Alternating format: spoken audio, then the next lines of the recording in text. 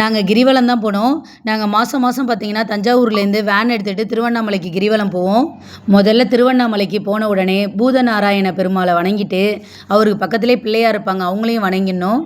கோவில்கிட்ட அண்ணாமலையாரையும் உண்ணாமலை அம்பிகையும் வணங்கணும்.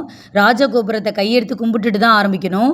இந்த தடவை கூட்டம் கம்மியாக தான் இருந்தது. போன தடவை சித்ரா பௌர்ணமிக்கு நிறைய கூட்டமாக நடக்கவே முடியல, எல்லாம் தள்ளிக்கிட்டு போயிருக்காங்க. நிறைய பேர் மயங்கிலாம் விழுந்துட்டாங்கன்னு சொல்கிறாங்க. நாங்கள் திருவண்ணாமலைக்கு 4:30க்கெலாம் ரீச் ஆகிட்டோம். இது வரைக்கும் நாங்கள் நைட் டைம் தான் போயிருக்கோம். இதுதான் ஃபஸ்ட் டைம் பகல் டைம் போனது. நானும் ஒரு 10 தடவை திருவண்ணாமலை கிரிவலம் போயிருப்பேங்க. இது வரைக்கும் நான் மலையை பார்த்ததே இல்லை. இதுதான் ஃபஸ்ட் டைம் மலையை பார்க்குறேன். ரொம்ப சந்தோஷமாக இருந்தது மலையை பார்க்குறதுக்கு.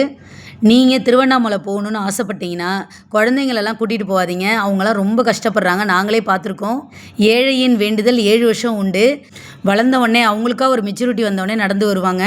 அதுவும் பெரிய பெரிய பிள்ளைங்களே ரொம்ப கஷ்டப்படுறாங்க. குளுக்கோஸ்லாம் அங்கங்கே கொடுத்துட்டு இருந்தாங்க. கிரிவல சுற்றுப்பாதையில் அஷ்டலிங்கமான 8 லிங்கம் இருக்காங்க. அவங்கள தான் நம்ம வழிபட போகிறோம். அந்த பாதை ஃபுல்லாகவே 8 லிங்கத்தையும் கட்டாயம் வழிபடணும். முதல் லிங்கம் இந்திரலிங்கம், 2வது லிங்கம் அக்னிலிங்கம், 3வது லிங்கம் யமலிங்கம், 4வது லிங்கம் நிருதிலிங்கம், 5வது லிங்கம் வருணலிங்கம், 6வது லிங்கம் வாயுலிங்கம், 7வது லிங்கம் குபேரலிங்கம், 8வது லிங்கம் ஈசானியலிங்கம். இந்த 8 லிங்கத்தையும் தான் நம்ம வழிபாடு பண்ணுவோம்.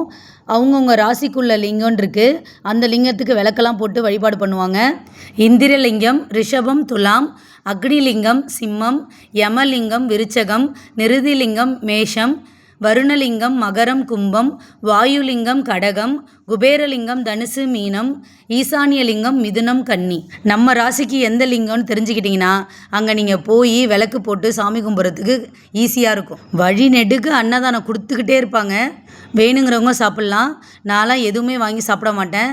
கிரிவலம் சுற்றணுன்னு ஆசைப்பட்றவங்க போகிற வழியெல்லாம் பார்த்தீங்கன்னா தண்ணி இருக்கும். எமர்ஜென்சினா நீங்கள் தண்ணியோ ஜூஸோ ஒன்று குடிச்சிக்கலாம். போகிற வழியெல்லாம் சாப்பிட்டுக்கிட்டே போனீங்கன்னா உங்களால் கிரிவலம் சுற்றவே முடியாது. 2வது அங்கங்கே ரெஸ்ட் எடுத்து போனீங்கனாலும் உங்களுக்கு ரொம்ப கஷ்டமாக இருக்கும். இல்லைனா நீங்கள் நடக்கிறதே தெரியாது. டக்குன்னு 14 கிலோமீட்டர் ரீச் ஆகி ஈசானியலிங்கம் வந்துடும். ஃபஸ்ட் டைம் போகிறவங்களாம் அங்கே இருக்கிற கடை எல்லாத்தையும் வாங்கிக்கிட்டே இருப்பாங்க. அது விளையாட்டு ஜாமானாக இருக்கும், இல்லை வீட்டுக்கு பேகு அது இதுன்னு வாங்கிக்கிட்டே இருப்பாங்க. பாதி தூரத்துக்கு மேலே அவங்களால நடக்கவே முடியாது. நெக்ஸ்ட் டைம் அடுத்தடுத்து வர்றவங்களாம் எதுவுமே வாங்க மாட்டாங்க. எதுவும் லக்கேஜ்லாம் நம்மள்கிட்ட இல்லைனா இன்னும் கிடுக்கிடுன்னு நடந்துடலாம். உண்மையிலே திருவண்ணாமலைக்கு ஒரு பவர் இருக்குங்க. இந்த மாதம் போய் நீங்கள் வேண்டிட்டு வந்தீங்கன்னா அடுத்த மாதம் அது நடந்துடும். நீங்களாவே ஆட்டோமேட்டிக்காக போகணுன்னு ஆசைப்படுவீங்க. இவ்வளோ லட்சம் பேர் சும்மா போல, அவங்களுக்கு ஏதோ ஒன்று நடந்திருக்கு, அதனால தான் அவங்க போகிறாங்க. அதில் எந்த மாற்றமும் கிடையாது. அஷ்டலிங்கத்தையும் வணங்கிட்டு நீங்கள் கிரிவலத்தை எங்கே ஆரம்பிச்சிங்களோ அங்கேயே கிரிவலத்தை முடிச்சிடணும். இது வரைக்கும் நான் கிரிவலமே போனதில்லை அப்படின்னு சொல்கிறவங்க ஒரு வாட்டி போய் கிரிவலம் சுற்றி பாருங்கள். கை மேலே பலன் கிடைக்கிறத நீங்களே உணர்வீங்க. நாங்கள் கிரிவலத்தை முடிச்சுட்டு வேனுக்கு வந்துட்டோம்.